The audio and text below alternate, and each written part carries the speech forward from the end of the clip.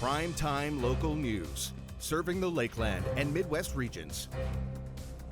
Hello and welcome to Primetime Local News. My name is Thomas Wildman and thank you for joining us. The Rotary Club of Lloydminster held their weekly meeting on Monday, introducing a new annual curling event to the border city. Jeff Mulligan shared his thoughts on what exactly this curling tournament will bring to the city. We're going to talk about the ACH Safety Challenge, January 10th to 14th, bringing the top curlers in the world to Lloydminster. The ACH Safety Challenge takes place just after the new year, as past Olympic Brier and world champions all take the same stage. Team Botcher, they asked if we could put another big event on the tour, and thanks to a community of sponsors that have all supported and jumped into this, great group of people, we're able to put it on. The new tournament will be featuring 24 teams from around the world competing for a $100,000 purse, as locals can either watch or even get involved.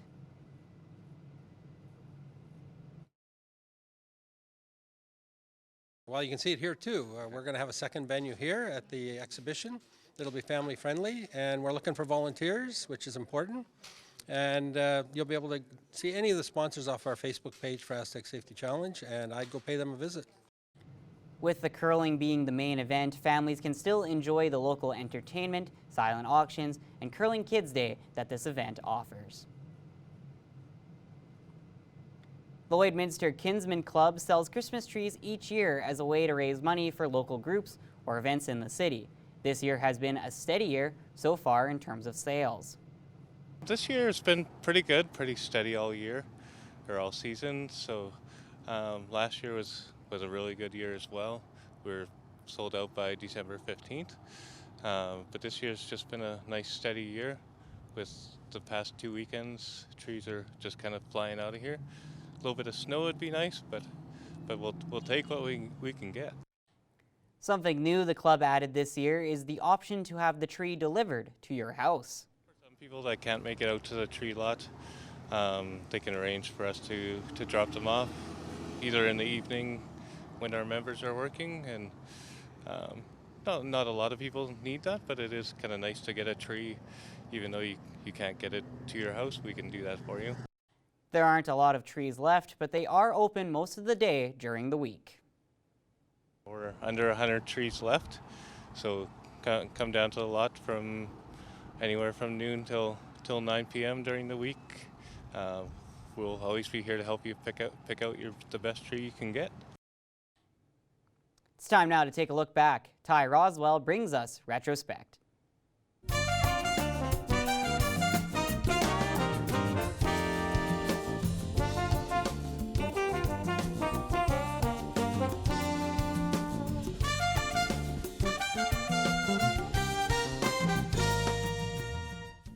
This week in Retrospect, we take it back to 1994, where the Christmas spirit is spreading with the help of local donations.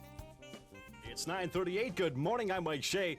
Country 108 CKSA and McDonald's are presenting the 14th annual Gift of Christmas. We're going to make sure that every child in Lloydminster has something under the tree this year.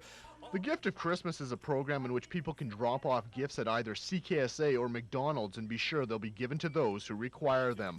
Mike Shea has been delivering gifts for the past 5 years and says the feeling he gets when seeing the children's faces warms his heart. You really can't explain it until you actually go out and deliver the gifts and see the reaction of these kids, you know. And like I said, it just makes you feel great. The same feeling is evident at McDonald's, where the entire staff is involved. It's a real big part of helping out in the community, making sure that all the kids in the city are looked after. It's real important to us. Last year, the Gift of Christmas made the holiday season a little more festive for numerous families in Lloydminster, with the same expected this year. At the moment, I'm not exactly sure how many people are going to be getting toys. It's hard to total up until Christmas Eve. Last year we did 499 families, and a great percentage of those had children. I know it was about 1,800 toys that we gave out last year with CKSA and McDonald's. Another unique idea is the Taco Time Food Bank Christmas tree. In its first year, it raised over $1,500, with even more money expected this year. As for only a loonie, you're guaranteed a prize, in the food bank, $1. It seems that the Looney Christmas tree is something that they like to be with and associate with, and all the proceeds are going to the food bank. Every loonie that's given to Taco Time here We pass it on Saturday to the food bank. A check will be written out. The money will be a welcome sight because, as always, and especially during this time of the season, people often are in need of a helping hand. Probably about the same amount as last year, if not more. It's getting harder and harder every year, it seems, for people. This year's been a really heavy load in the food bank.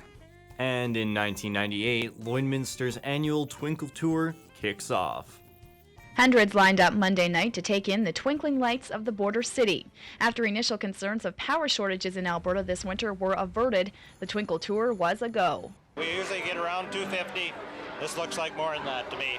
We've talked about dropping it, but people really enjoy it, and they're calling us wanting to know, are we having it this year, and how come we haven't seen the sheets to sign up, and the old folks really like to come out here and have a good time.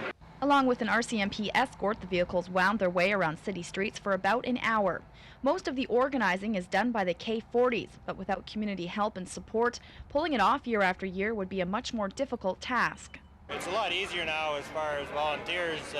We've got dudding buses volunteered, so we put a lot of people on the buses. Before, we had to find drivers for all those vehicles, so yeah, it's a lot of people involved.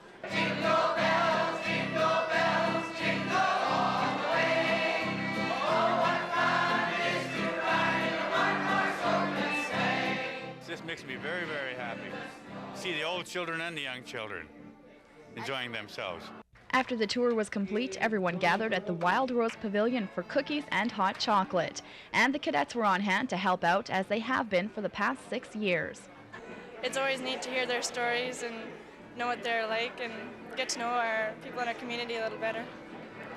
Basically just help the senior citizens in and out of the buildings, to and from the bus, and help them have a good time, visit with them through the evening, and usually at the end of the night we dance with them and just have a great time. Once you get into it and you start walking around talking to people and get singing and you really get into it, it's a lot of fun. And holiday fun was the whole idea behind the evening, which means this year's edition of the Twinkle Tour was another success. And that's it for our week in retrospect. Retrospect this week is brought to you by Webb's Ford. Worth your while to drive the extra mile. Webb's Ford in Vermilion. The final installment in the book series about a cat rescued in Lloydminster is now on shelves. Stacey Comer spoke with the author to find out what this one focuses on. I'm so happy today to bring you an update on Primetime Local News. We're speaking with an author who has started a book series about a cat that was rescued. Originally, Lloydminster was where the rescue happened, and she ended up adopting Teddy. Christine Milkovic-Kraus is here today. Christine, thank you so much for joining me. Thank you so much for having me. Well, this Teddy series, as we can see in the background, we've chatted about since the beginning. And just for those who don't know, Christine, let's talk a little bit about the Teddy rescue, because the rescue was in the Lloydminster area, and then you ended up adopting Teddy. So give me a little bit of background about how the rescue happened and how you ended up getting Teddy. Yes, so Teddy was found frozen in a barn by a cowboy named Evan Rosette, who then saved Teddy's life and put him into a rescue.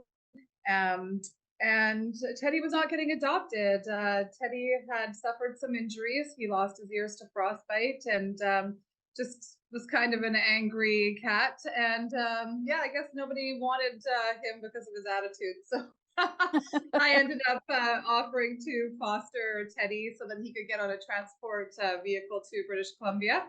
And you know what? I misjudged Teddy's photos because he was not an angry cat at all. He actually fit in with our family like peas and carrots. And that's actually the really good thing about fostering an animal before you decide to adopt them, is because you get an opportunity to see how they fit in with your family. And so, yes, Teddy lost his ears.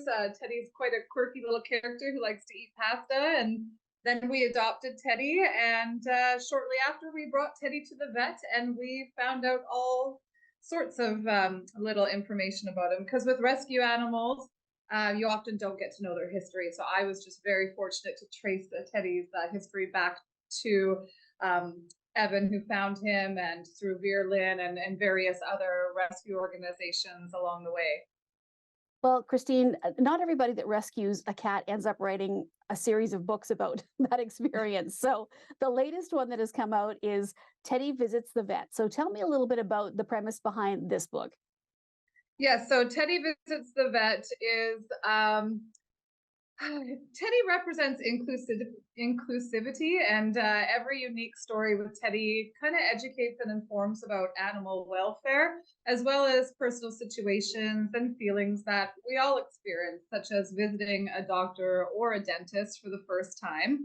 So I'm hoping that children can relate their own emotions towards the healthcare processes and learn maybe some self-soothing techniques and coping mechanisms, and encourage them to ask questions and seek out information of anything that they feel uncomfortable with. So in this story, Teddy has a lot of firsts, and we learn a lot about Teddy's age and health history. And Teddy makes choices and celebrates their own self-empowerment. And of course, love and acceptance and support is a consistent theme to every tale. T-A-I-L, tale.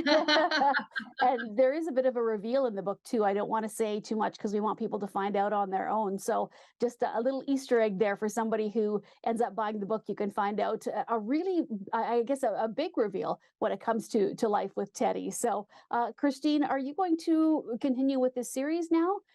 More stories about Teddy, or what's the plan now?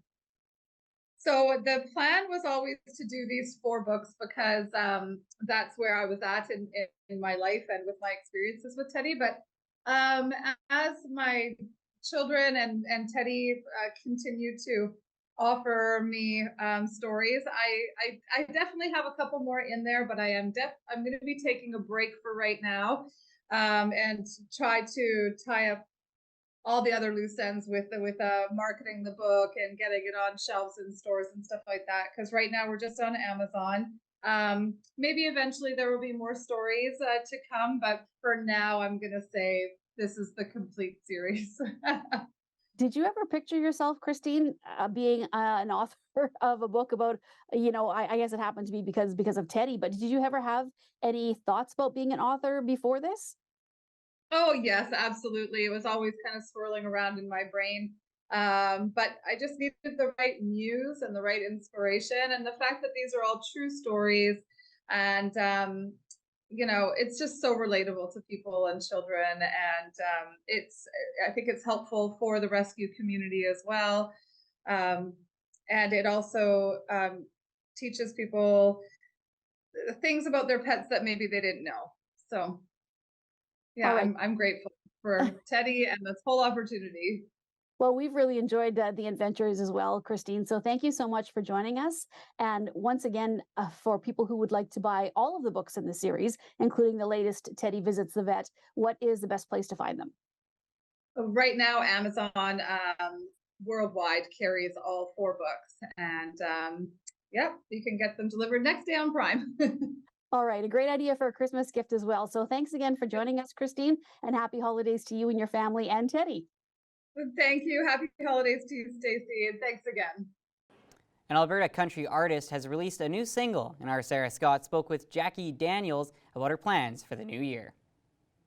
I am very pleased to welcome Jackie Daniels, who is an incredible outlaw rock and country artist out of Spruce Grove, Alberta, to Primetime Local News today. Jackie, thank you so much for joining me. How was your weekend? Weekend was great. How was yours, Sarah? It was really good. Thanks for asking. Now, you are fairly new to our viewers here on Primetime Local News, so tell us a little bit about yourself. So, a little bit about me is essentially I've been singing since I was literally 3. I've had a hard rock grunge band called Jackie Daniels and the Jokers, and since COVID, we kind of made the switch into outlaw country. This year has been quite kind of wild for us. I ended up going down to Nashville. I played at the Bluebird Cafe, brought home 2 awards. So the Entertainer of the Year and Female Vocalist of the Year. I recently got a Canada Council of the Arts funded grant to record our debut album. So that's a little bit about me, but in the band in itself, We have a stand-up bass that's covered in cowhide. We got a horn section. So think Dolly Parton meets Ghost Riders in the Sky. Yeah. That is so awesome. I love the sounds of that. Now, we're here to talk to you about your latest release, Paradise, and we're going to be talking about that here in just a few minutes. But first, your achievements in 2023 are leading you into the studio even more in 2024. So you're already there now making your album, but in 2024 it's going to be released. So tell us more about the process behind it and tell us more about what we can expect on the album. So luckily, something I didn't mention, I am also Métis, and the plan or the idea behind this album was actually to incorporate some of my Indigenous heritage. So I've been lucky enough to get Ashley Ghostkeeper on the backing vocals along with her auntie, and then I have Zach Willier on fiddle for me, playing on a few different songs. I really wanted to bring in who I am and who I am rediscovering my past to be. And I think that's really important in Canadian music, not only to promote female content or female music, but also really historical and heritage based music too. I think it's a very important thing to bring to the music scene, especially the Canadian music scene. For sure. I think that is very important. And that is so wonderful that you're able to work in your heritage and your history and yourself a lot more in this album. So we're really looking forward to it and looking forward to hearing all the beautiful songs we have coming our way. And one song that you have released recently, it is called Paradise. And I love this song. And although it has a very bright, positive title, the song itself is a little bit darker. So tell us more about this song and how it came to be. Yeah, so you're correct on that. The title Paradise does bring up some connotations of happiness and just an overall great feeling, when in reality the song in itself is the exact opposite of that. When I wrote the song, I think a lot of people could probably relate, and like almost every country song, it's usually about a relationship, except mine is much more detailed and in depth. Uh, when you go through something and you're in a really bad spot, sometimes you tend to lean towards I guess, different vices. And my vice of choice, at least, was alcohol. And it talks about the depths in which you go to and how it really drags you down to the deepest parts of hell, and it makes you kind of look at yourself. And I just wanted to write a song that, although is at the expense of my own life and my own storytelling, I just really thought it was important to let people know they're not alone when they go to those parts, and that at the end of the day, there's people who are going through the exact same thing as you, whether you wanted to believe it or not. And I wanted to let people know that it's okay and you're going to make it out. That is definitely a great message and a great way to put that in a song. So, where can everybody find out more about you, follow along your musical journey, and get Paradise and all of your music? So you can find me on all available streaming platforms under Jackie Daniels, JACQUIE Daniels. I'm on Instagram at Jackie Daniels herself, and then on Facebook as well as Jackie Daniels herself. Wonderful, Jackie. Thank you so much for chatting with me today. It was an absolute pleasure. Have a wonderful rest of your week. Thank you so much. And that's all for news. Sports is next, but first, here's a look at your closing market.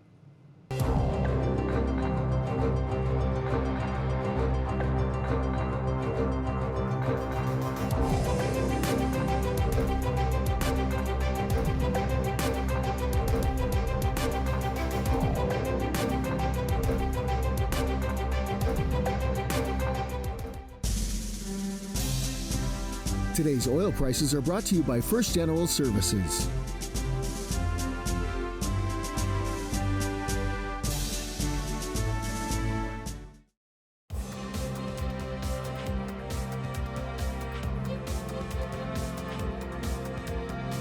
The Lakeland College Apex Automation Rustlers hosted their third annual Hockey Fights Cancer Game, where the money raised goes towards the cancer ward at the Lloydminster Hospital.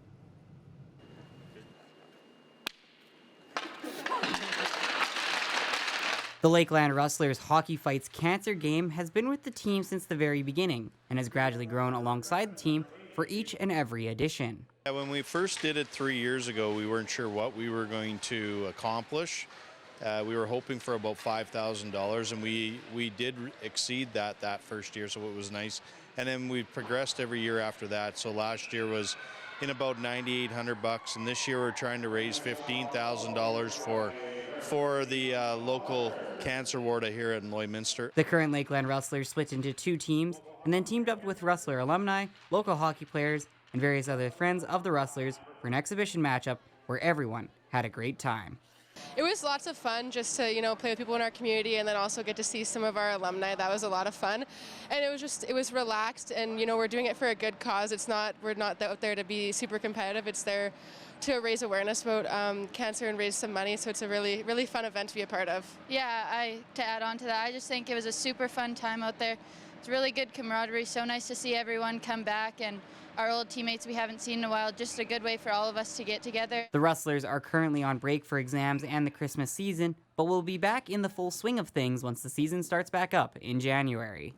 I think the break will be really good for us to get some time off, spend some time with family, and it should just really rejuvenate everyone over the break and have us looking forward even more to go back to the second half of the season and see how we can finish it off, because we're sitting in a pretty good position, so it's exciting to see what we'll be able to do.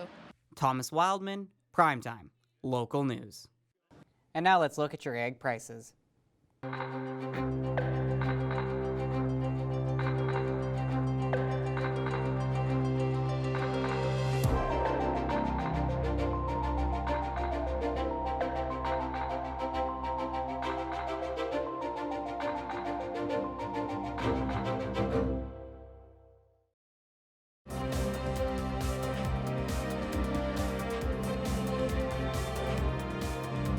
Thank you for watching Primetime Local News. My name is Thomas Wildman, and have a wonderful rest of your day.